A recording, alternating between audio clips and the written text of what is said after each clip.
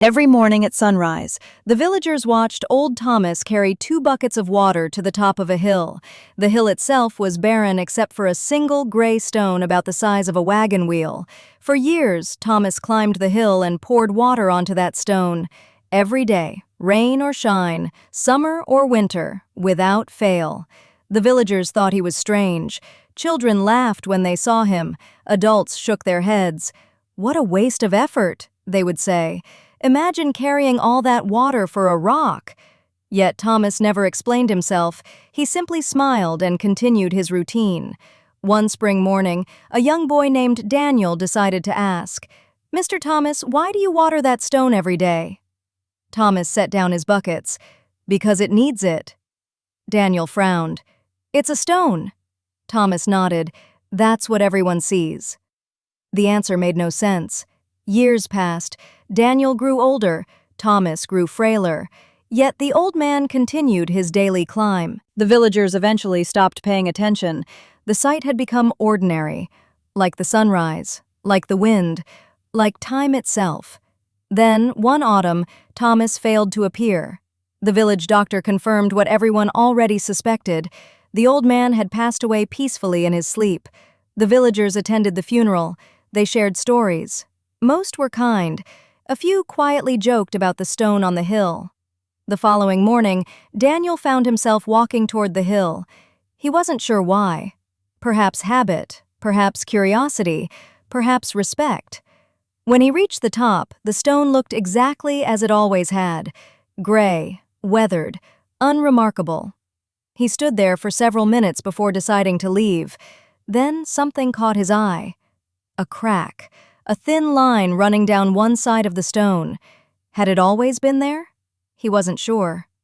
Winter came. Snow covered the hill. Spring followed. One day Daniel returned. The crack had widened, and from it emerged a tiny green shoot. Word spread quickly.